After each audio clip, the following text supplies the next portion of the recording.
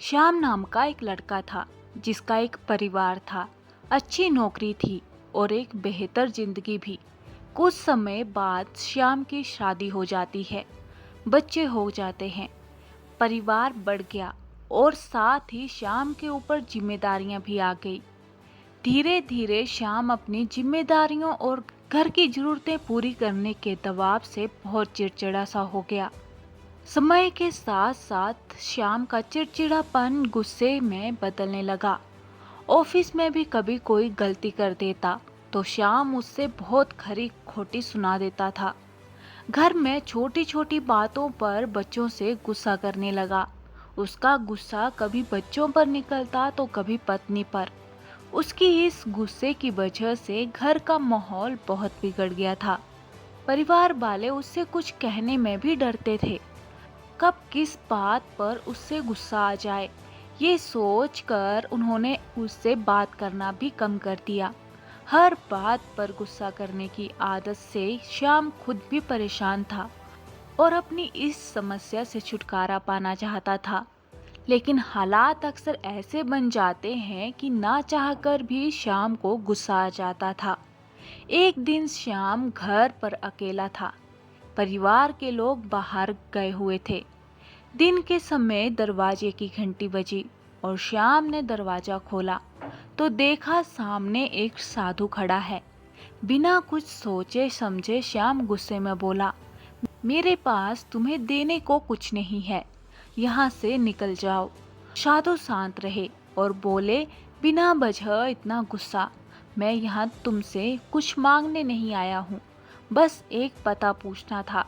लेकिन तुम्हारे व्यवहार को देखकर नहीं लगता कि तुम ये भी बताओगे। साधु की बात सुनकर श्याम चुप हो गया और बोला, महाराज मुझे गुस्सा बहुत जल्दी आ जाता है और चाहकर भी मैं अपने गुस्से पर काबू नहीं कर पाता। अगर आपके पास गुस्सा न करने का कोई तरीका है तो मुझे बताने की कृपा करें। श्याम की बात सुनकर साधु ने अपने थैले से एक छोटी सी शीशी निकाली और श्याम को देते हुए बोले, इस शीशी के अंदर गुस्से को काबू में लाने की दवा है। अगली बार जब भी तुम्हें गुस्सा आए और तुम कुछ बोलने लगो तो उसी समय इस शीशी से एक ढक्कन दवा निकालकर अपने मुंह में डाल लेना और 15 मिनट तक उसे अपने मुंह में ही रखना। अगर उस बीच कुछ बोलोगे तो दवा का असर नहीं होगा। साधु की बात मानकर श्याम ने वो दवा अपने पास रख ली और अब जब भी उसे गुस्सा आता तो वो गुस्से में कुछ बोलने से पहले दवा मुंह में डाल लेता। दवा मुंह में डालते ही श्याम 15 मिनट तक चुप रहता और 15 मिनट बाद उसका गुस्सा खुद ही शांत हो जाता। श्याम लगातार ऐसा करता रहा और 10 दिनों के अंदर ही श्याम का गुस्सा कम होने लगा और बात बात पर गुस्सा करने की आदत भी छूट गई। कुछ दिन बाद श्याम को रास्ते में वो साधु फिर से मिल गया। उन्हें देखते ही श्याम ने प्रणाम किया और बोला, महाराज आपकी दवा ने अपना असर दिखा दिया और मेरी गुस्सा करने की आदत भी छूट गई है। मेरे ऑफिस और मेरे घर का माहौल भी अब शांत हो गया है।